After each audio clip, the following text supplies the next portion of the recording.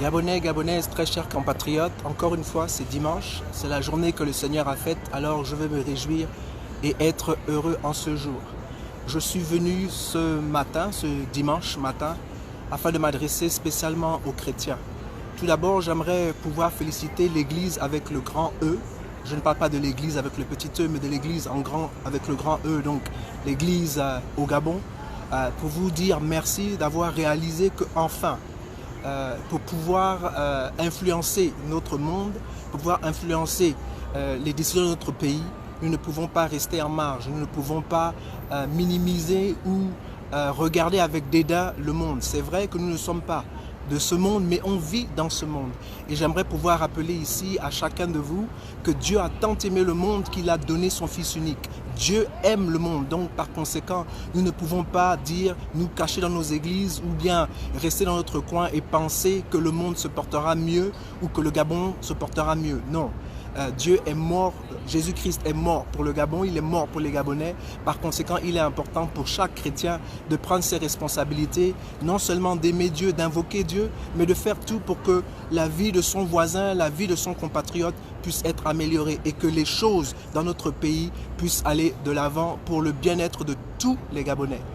Il est important pour nous de savoir que si nous nous mettons à l'écart de ce qu'on appelle le gouvernement ou l'économie ou du monde social, malheureusement nous allons subir ces choses. Donc je suis pour que nous soyons impliqués dans ce genre de choses, je suis pour que nous puissions agir de manière positive et active. Mais il est important aussi pour nous de savoir que dans le monde dans lequel on vit, en ce moment, il y a énormément de bruit, il y a énormément de brouhaha. Donc il est important pour nous de rester silencieux, de rester calme et de nous attendre à ce que Dieu veut nous montrer et de rester focalisés. Nous devons comprendre que Dieu veut casser énormément de choses au Gabon parce qu'il y a des hôtels qui ont été érigés afin de forcer les Gabonais à vivre dans la précarité. Des hôtels ont été érigés afin que les Gabonais puissent vivre dans la misère comme ils sont en train de vivre en ce moment. Et c'est notre responsabilité en tant que chrétiens de casser ces choses-là. Ne nous conformons pas à ce siècle présent, ne nous conformons pas à ce que les politiciens et ce que les hommes font dans notre pays, le Gabon, mais conformons-nous à la parole de Dieu. Laissons-nous être influencés par cette parole-là pour le bien-être de notre propre vie à nous, mais aussi pour le bien-être de nos compatriotes. Donc il est important pour nous que nous ne soyons pas des thermomètres, mais que nous soyons plutôt des thermostats. C'est-à-dire que c'est nous qui devons donner la température et non prendre juste la température. La Bible est claire, nous sommes la lumière du monde. Okay? Et nous sommes le sel de la terre. Et il est important pour chacun de nous qui sommes chrétiens, qui professons aimer Christ, qui professons croire en Dieu, que nous soyons cette lumière. Et la lumière ne peut briller que dans les ténèbres. Donc peu importe les ténèbres qui nous environnent, peu importe la malice qui nous environne, c'est notre devoir en tant que chrétiens de pouvoir briller dans cette atmosphère-là, de telle manière que là où il y a l'injustice, nous devons le dire en tout temps. Il faut qu'au Gabon, il y ait des Jean-Baptiste, même si cela nous coûte notre tête. Il faut qu'il y ait des trois jeunes personnes comme les trois fils hébreux qui ont été jetés dans la fournaise ardente. Il faut qu'il y ait des hommes qui se lèvent et qui dénoncent ce qui est mauvais. On ne peut plus continuer comme ça. Notre peuple vit dans la misère et c'est la responsabilité de nous les chrétiens aussi de pouvoir améliorer la vie et la condition de vie de nos concitoyens. Maintenant, j'aimerais pouvoir dire qu'il ne faut pas que l'on se trompe. Dieu n'est pas toujours dans tout ce qui est spectaculaire. Dieu n'est pas toujours dans le tonnerre. Dieu n'est pas toujours dans le feu. Dieu n'est pas toujours dans l'éclair. Quelquefois, Dieu est dans l'eau qui est calme, dans l'eau qui est paisible, là où on ne s'y attend pas. N'oubliez pas que Jésus-Christ lui-même est né dans une étable. Il n'est pas né dans un palace, il est né dans une étable. Quand bien même il y a des rois mages qui sont venus lui apporter des richesses, mais il est né dans une étable, dans un endroit très humble. Donc il ne faut pas minimiser les endroits humbles, il ne faut pas minimiser les gens que vous voyez qui ont l'air de rien. Dieu va utiliser des hommes et des femmes pour pouvoir libérer cette nation. C'est une conviction que j'ai dans le cœur. Mais pour cela, nous devons être très attentifs. Et voilà pourquoi j'aimerais pouvoir partager avec vous brièvement sur le silence. En ce moment, je suis en train de méditer et Dieu est en train de me parler à travers le silence. Et j'aimerais vous relater ce que je veux dire à travers une histoire qui m'a énormément touché. C'est l'histoire d'un homme qui était aisé et qui a perdu sa montre dans son grenier. Et alors, il a donc rejoint, c'est-à-dire réuni des jeunes gens de sa communauté pour l'aider à trouver sa montre. Et donc, ces jeunes gens, il leur a promis que si jamais celui qui trouve sa montre, il allait lui donner une récompense. Et donc ces jeunes gens sont allés dans le grenier avec beaucoup d'enthousiasme pour aller chercher cette montre. Mais malheureusement, ils ne l'ont pas trouvée. Et donc ils sont tous revenus 1 heure plus tard. Mais il y a un jeune homme qui a dit, écoutez, donnez-moi encore l'opportunité de repartir, et puis je vais voir ce que je peux faire si je peux trouver votre montre. Le propriétaire l'a regardé avec l'air stupéfait, mais il lui a dit, ok, puisque tu veux y aller, vas-y. Et 15 minutes plus tard, ce jeune homme est revenu avec la montre. Et il lui demande, mais d'abord, comment as-tu su que tu aurais trouvé la montre? Et le jeune homme lui a dit, je savais puisque tu m'as dit que tu as perdu ta montre dans le grenier. Donc je savais que la montre se trouvait dans le grenier. Il a dit, d'accord, je comprends, mais pourquoi vous ne l'avez pas trouvée avant, puisque la montre était toujours dans le grenier? Pourquoi c'est maintenant que tu trouves cette montre-là? Et il lui a dit, vous voyez, dans le grenier, il y avait énormément de bruit lorsqu'on était avec tous ces jeunes-là en train de chercher. On était distraits, on s'amusait. Et donc même moi-même, quand même je voulais trouver cette montre, j'étais distrait par ce que j'entendais, par ce que je voyais. Il y avait trop de bruit. Et donc cette fois-ci, ce que j'ai fait, c'est que je suis allé m'asseoir au milieu du grenier et j'ai écouté le silence. Vous savez, le silence parle. Le silence est une déclaration. Beaucoup de gens pensent que le silence est une preuve de, comment dire ça, de faiblesse. Ce n'est pas une preuve de faiblesse. Jésus lui-même, il sait pourquoi il n'a pas parlé lorsqu'il était questionné devant Ponce Pilate. Il sait pourquoi il s'est tu. Dans le silence, il y a la puissance. Et je suis convaincu que Dieu agit dans le silence. Que Dieu fait des grandes choses dans le silence. Vous savez, quand un arbre tombe, ça fait beaucoup de bruit. Mais lorsque la forêt pousse, ça ne fait pas de bruit. Un jour, vous venez, 2 ans plus tard, 10 ans plus tard, sans bruit, vous voyez qu'il y a plein d'arbres partout. Ça, c'est la puissance du silence. Et donc, ce jeune homme a dit à ce monsieur que donc, pendant qu'il était en train d'écouter le silence, il a entendu tic-tac, tic-tac. Et il s'est mis à suivre là d'où venait le son. Et c'est là où il a trouvé la montre. Donc je suis en train de dire aux chrétiens en ce moment que malgré tout le bruit, tout le brouhaha qu'il y a en ce moment, malgré toutes les choses que nous entendons, restons focalisés. C'est-à-dire ne soyons pas perturbés par ce que les gens ont dit, par les médisances, par les calomnies, par les insultes. Mais restons focalisés. Mettons-nous dans une position où nous pouvons entendre Dieu, parce que Dieu parle.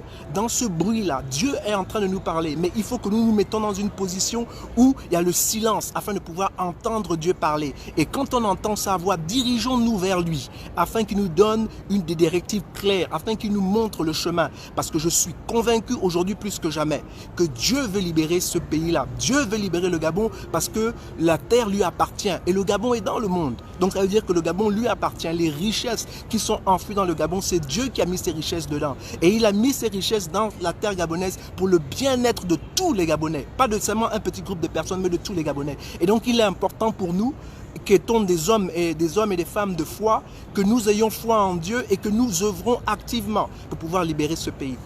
J'aimerais aussi donc aller dans le deuxième point dont j'aimerais pouvoir parler, et je vais m'arrêter là, c'est nous focaliser. Ne soyons pas distraits, ne faisons pas les choses comme le monde. Comme j'ai dit, nous sommes la lumière du monde, nous sommes le sel de la terre. Par conséquent, nous devons montrer l'exemple aux autres et pas copier les autres. Nous ne devons pas faire ce que les autres font, mais nous devons faire plutôt ce que les autres doivent plutôt nous imiter. Nous devons leur montrer qu'on peut être en désaccord, mais tout en étant courtois. On peut démontrer que nous pouvons ne pas être d'accord, mais tout en étant polis. Nous pouvons démontrer au monde que nous ne pouvons pas être d'accord, mais toujours rester dans le respect, en nous respectant les uns les autres, en respectant nos familles, en respectant nos coutumes, en respectant nos valeurs, en respectant qui nous sommes en tant qu'individus et qui nous sommes en tant que chrétiens. J'ai lu quelque part cette semaine que oui, même dans l'église, il y a une manière de régler les problèmes. Okay? Et tout ne se règle pas dans l'espace public. Il y a des choses que l'on règle en privé et on ne permet pas à ces choses d'escalader. Bon. Le deuxième point que je voulais souligner, c'est être focalisé. Et pour cela, j'aimerais pouvoir prendre l'image de deux oiseaux. Le premier, c'est l'aigle royal et le deuxième, c'est le corbeau. Vous voyez, l'aigle est un animal majestueux, c'est un animal que j'admire parce que c'est un animal qui est non seulement élégant, mais majestueux. C'est-à-dire que quand vous voyez un aigle qui est en train de voler dans les airs, moi, je ne sais pas ce que ça vous fait à vous, mais moi, vraiment, c'est merveilleux à voir. Et l'aigle est un animal, est un oiseau qui choisit sa proie. C'est-à-dire que l'aigle, il ne mange jamais ce qui est mort. C'est-à-dire il choisit de loin, il voit ce qu'il aime. Et quand il voit ce qu'il aime, il va chercher ce qu'il aime et il mange que ce qu'il a tué. En contraste, le corbeau, lui, il ne mange que les restes. C'est un charognard. Donc à chaque fois que vous voyez les corbeaux, et ce que j'aimerais dire aussi, c'est que l'aigle, il est souvent seul, tandis que les corbeaux se déplacent souvent en groupe. Et généralement, quand vous voyez beaucoup de corbeaux quelque part, ça veut dire qu'il y a une carcasse, ça veut dire qu'il y a quelque chose de mort, il y a quelque chose de pourri, il y a quelque chose qui est en pétrifaction. Et c'est là où le corbeau aime être. Donc il mange les restes, il mange ce que les autres ne veulent plus manger parce que c'est pas bon, parce que ça a varié ou parce que c'est pourri. Et c'est là où lui il vient et il vient se nourrir et il mange. Donc il ne choisit pas sa nourriture, il mange ce qui reste, les restes des autres. Ça c'est important à le savoir. Et il faut aussi savoir que l'aigle est un oiseau que quand il y a des tempêtes, quand il y a des problèmes, ce qu'il fait, c'est qu'il se met en position, il se met contre le vent, si le vent est fort, pour que le vent le propulse vers le ciel. Okay? Et ça, c'est important pour nous de savoir. C'est-à-dire que donc il utilise l'adversité, non pas pour se laisser abattre, mais pour se permettre d'être élevé. Et donc, il s'élève et il va au-dessus des nuages. Là où il n'y a plus de vent, là où il n'y a plus la tempête, là où il n'y a plus de pluie, il n'y a plus les éclairs, il n'est plus soumis aux éclairs et au tonnerre. Il est au-dessus. Et maintenant, il regarde d'en haut vers le bas. Voilà, c'est ça l'aigle. Mais le corbeau a une audace que je ne comprends pas. C'est-à-dire qu'il aime se mettre sur le corbeau, se mettre sur l'aigle quand l'aigle est en plein vol. Mais ce qui est magnifique, c'est que l'aigle ne se laisse pas être perturbé par le corbeau. Parce qu'il a sa vision, il sait où il va, il sait ce qu'il fait. Okay? Et il reste focalisé, peu importe le bruit qu'il y a autour de lui, peu importe ce que les gens disent, peu importe ce que les gens font autour de lui. Il a décidé qu'il va aller là où il va aller. Alors, quand le corbeau est sur lui, qu'est-ce qu'il fait? Il monte plus haut et il va encore beaucoup plus haut. Parce que lui, son système respiratoire est fait de telle sorte qu'il peut emmagasiner de l'oxygène. Parce que vous savez, quand vous allez au-delà des nuages, il n'y a plus d'oxygène là-bas. Et donc quand il monte, à un moment donné, le corbeau qui est sur son dos va tomber. Pourquoi? Parce qu'il n'y a pas d'oxygène, il va tomber comme un caillou. Et l'aigle sait ça. Et donc, sans être perturbé, il s'envole et il va vers le haut. Et cette image-là, je veux pouvoir la rappeler aux chrétiens, que nous devons savoir que celui qui est en nous est plus fort que celui qui est dans le monde. Donc, pourquoi on s'agite lorsque les gens du monde ou lorsque les gens nous attaquent? Restons tranquilles, mettons notre confiance en Dieu, restons fermes dans notre position. D'ailleurs, la Bible dit dans Ésaïe 26, verset 4, que celui qui reste ferme dans sa position, Dieu lui donnera la paix. Parce que la paix, il la donne à ceux qui se confient en lui. Et je ne parle pas de la paix que le monde donne, mais je parle de la paix que Dieu donne. Cette paix que, parce que Dieu nous a donné, aucun autre homme ne peut nous l'enlever. Et donc l'aigle, c'est comme ça qu'il agit. Et j'encourage les chrétiens aussi aujourd'hui à se comporter comme l'aigle. C'est-à-dire que peu importe les insultes, peu importe ce qu'on est en train de dire, peu importe les calomnies qu'ils sont en train de faire contre l'Église, et je parle de l'Église avec le grand E, nous les chrétiens, nous devons pouvoir être des exemples. Nous devons pouvoir faire preuve de patience, faire preuve de résilience. Et nous devons nous focaliser en Dieu parce que nous avons un but bien déterminé. Oui, le plan que Dieu a pour cette nation est un merveilleux plan. Donc pourquoi nous allons paniquer? Je sais que le péché frappe à notre porte et il cogne. La Bible dit même que c'est une bête qui essaye de rentrer en nous. Mais c'est à nous de résister, c'est à nous de méditer sur la parole de Dieu nuit et jour afin de ne point pécher contre Dieu. C'est à nous de marcher selon l'esprit afin de ne pas accomplir les œuvres de la chair. Donc mes compatriotes, je voudrais vraiment encourager l'Église aujourd'hui en vous disant de ne pas vous laisser perturber, de trouver le silence et de chercher la voix de Dieu et de permettre à Dieu de vous guider, de vous parler et de vous encourager. Parce que c'est de là que vous allez puiser votre force.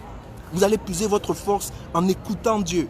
Et j'espère, et c'est mon souhait, que lorsque vous écoutez Dieu, vous vous réconciliez avec vos frères et vos sœurs. Parce que la Bible est claire aussi. La Bible dit que si tu as une chose contre ton frère ou contre ta sœur et que tu veux venir vers Dieu, Dieu n'écoutera pas ta prière. Donc il faut d'abord se réconcilier. Je pense que d'abord, nous en tant que chrétiens, nous devons nous mettre ensemble, nous devons nous réconcilier. Et cette histoire-là où on se tire à boulet rouge ou boulet, je ne sais pas comment vous voulez appeler ça, ce n'est pas sain, ce n'est pas bon. Okay? C'est comme ça que le monde opère. Le monde des ténèbres opère comme ça. Il opère dans la malice, il opère dans le mensonge, il opère dans les insultes, dans les calomnies, dans l'humiliation. Et le royaume de Dieu, c'est pas ça. Le royaume de Dieu, c'est la joie. Le royaume de Dieu, c'est l'amour. Et donc, il est important pour nous de vivre sainement. La Bible dit quoi? La Bible dit que comment un homme rendra-t-il son chemin? C'est en marchant humblement devant son Dieu et en faisant la justice. Donc, si aujourd'hui, nous ne voulons pas que les gens disent de mauvaises choses sur nous, il est important que nous, en tant que chrétiens, nous nous comportons comme des enfants de Dieu. Et je pense que les gens vont nous respecter. Mais restons focalisés. Soyons comme l'aigle. Élevons-nous au-delà des problèmes que les humains sont en train de créer, là, sur Terre. Pourquoi? Parce que nous avons une mission qui est beaucoup plus importante. Je me rappelle dans les années 86, lorsque je venais de me convertir, avec beaucoup d'autres jeunes, nous étions ensemble en train de chanter, oui, nous pouvons changer le monde. Nous pouvons changer le monde par la puissance du nom de Jésus. Et aujourd'hui, je peux encore entendre Jésus nous dire que ce que j'ai contre vous, c'est que vous avez perdu votre premier amour. Je me rappelle à ce moment-là, quand on faisait quelque chose de mal, on était prêt tout de suite à réparer le tort. Lorsqu'on était tout le temps content de se retrouver avec des frères et des sœurs afin de pouvoir prier. Et c'est ça ma prière. Ma prière, c'est que l'on retrouve l'amour, le premier amour que nous avons vis-à-vis de Dieu. Et qu'ensemble, nous délivrons ce pays-là. Des hommes et des femmes sont en train de mourir nuit et jour. Tous les jours, des Gabonais meurent tout simplement parce qu'il y a un système qui est machiavélique. Ce système doit être démantelé. Et pour le démanteler, il faut que nous soyons unis. Il faut que nous prions et il faut que les chrétiens soient responsables, afin que Dieu puisse nous utiliser et faire de cette nation une grande nation. Merci beaucoup de m'avoir écouté. Que Dieu vous bénisse et que Dieu permet à sa gloire de se manifester dans vos vies et que Dieu vous donne les désirs de votre cœur alors que vous faites de lui ses délices. Je vous aime tous et sans doute à dimanche prochain.